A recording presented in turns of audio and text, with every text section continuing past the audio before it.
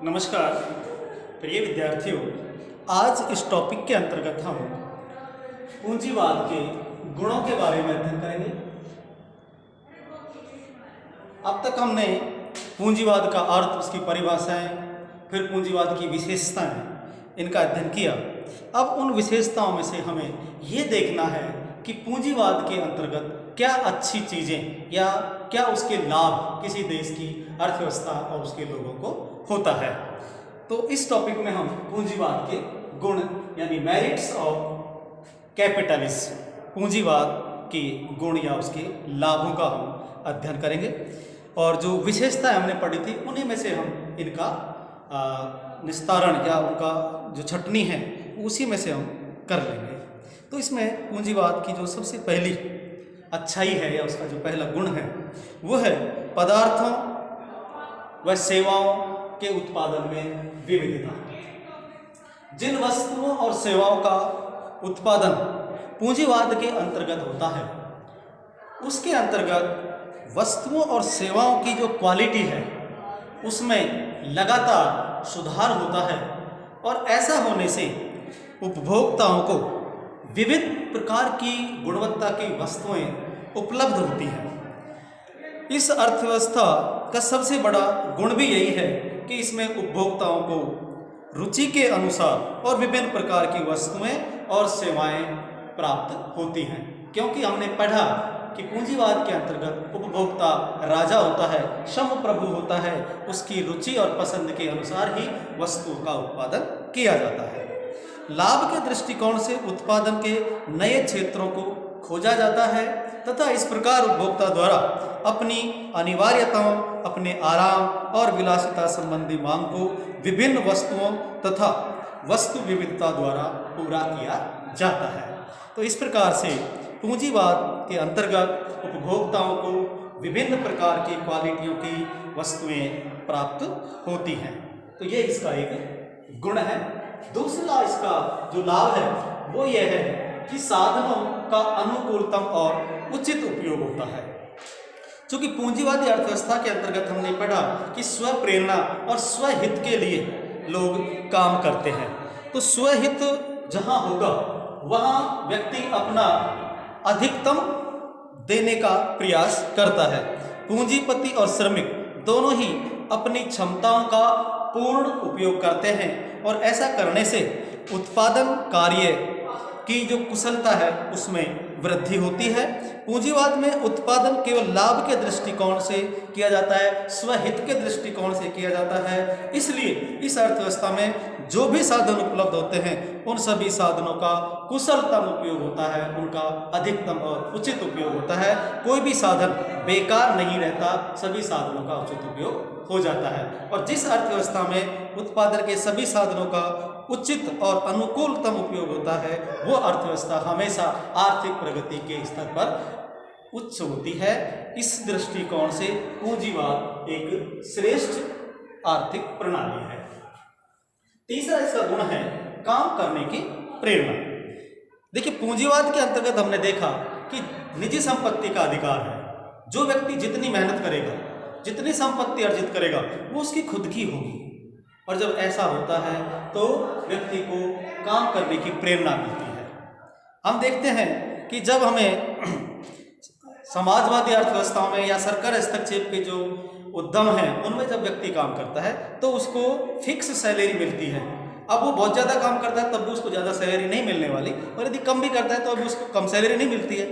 तो ऐसी स्थिति में होता क्या है कि व्यक्ति को काम की विशेष प्रेरणा नहीं मिलती है।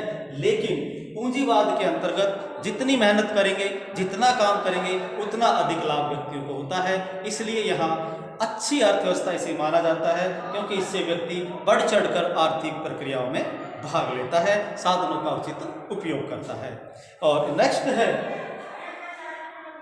कुशल उत्पादन में सहायक। देखो, कुशल उत्पादन का तात्पर्य जैसा हमने पढ़ा विविधता।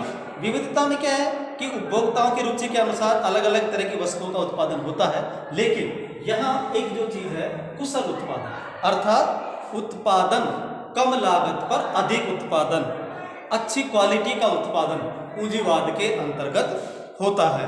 पूंजीवाद में प्रतिस्पर्धा पाई जाती है। इसके कारण प्रत्येक जो उद्योगपति है या पूंजीपति है वो दूसरे के मुकाबले अच्छी और टिकाऊ वस्तुओं को उत्पादन करने का प्रयास करता है। वस्तु को अधिक विख्यात करने तथा श्रेष्ठतम बनाने के लिए नई नई तकनीकों का खोज करता है, उनका उपयोग करता है और इसके फलस्वरूप वस्तुओं की जो लागत है वो भी घटती है और उपभोक्ताओं को कम कीमत पर अच्छी क्वालिटी की वस्तुएं उपलब्ध होने लगती हैं। तो ये पूंजीवाद का एक गुण है। इसके अलावा जीवन स्तर में वृद्धि। पूंजीवाद के अंतर्गत वस्तुओं और पदार्थों में विविधता पाई जाती है।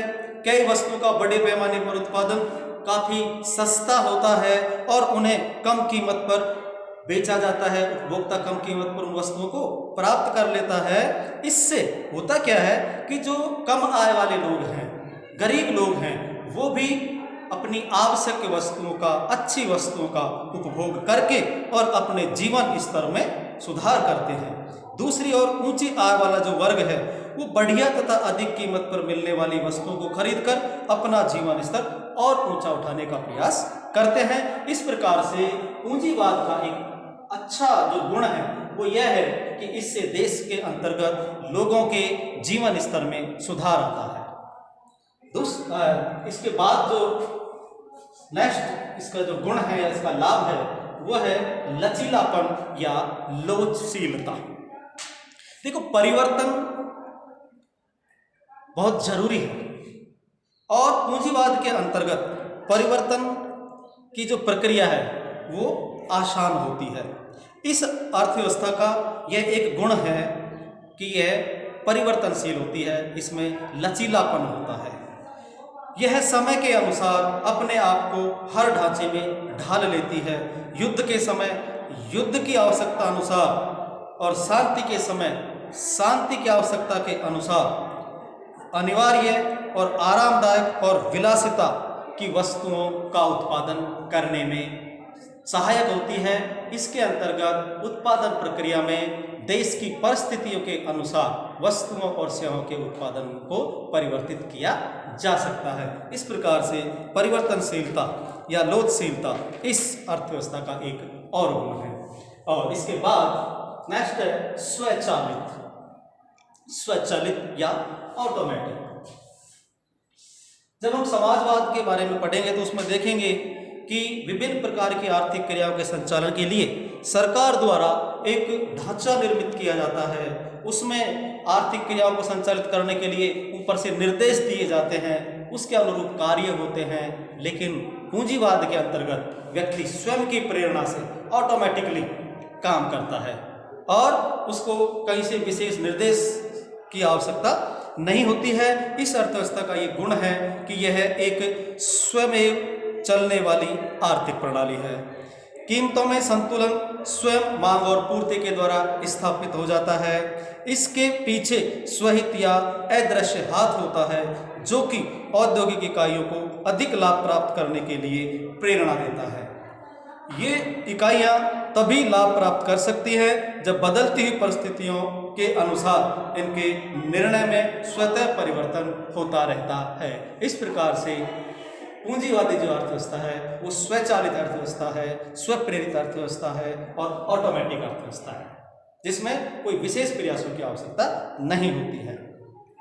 नेक्स्ट है उद्यमशीलता का विकास। उद्यम से मतलब यहाँ व्यवसाय या काम करने की क्षमता से है। पूंजीगत अर्थव्यवस्थाओं के फलस्वरूप निजी उद्यम तथा उद्यमशीलता के विकास को प्रोत्साहन मिलता है। निजी उद्यमी अधिक लाभ प्राप्त करने के उद्देश्य से अधिक मेहनत करता है, अधिक प्रयास करता है और ऐसा करने से उसे अपना जो उद्यम है उसको विकसित करने में सहायता प्राप्त होती है। इस अर्थव्यवस्था में पाई जाने वाली प्रतियोगिता उद्यमियों को सदैव कार्यकुशल और गतिशील बनाए रखती है, क्योंकि कंपटीशन के अंतर्गत वही व्यक्ति, वही उद्योग टिकता है जो लगातार नई टेक्नोलॉजी का और नए नए परिवर्तनों को अपनाता है, नए नए आविष्कार और नवाचारों को अपनाता है। वही पूंजीपति बाजार में टिक पाता है। इसलिए इसके अंतर्गत उद्यमशीलता का विकास होता है। ये इसका एक बहुत ही महत्वपूर्ण गुण है, लाभ है। नेक्स्ट है आर्थिक स्वतंत्रता। देखिए, जब हम पूंजीवाद के बारे में पढ़ते हैं तो सबसे पहला पॉइंट यही है कि इसमें निजी संपत्ति का अधिकार होता है, निजी लाभ के लिए व्यक्ति काम करता है और सरकार उसके इन हितों की सुरक्षा करती है। तो यहाँ लोगों को आर्थिक स्वतंत्रता प्राप्त होती है।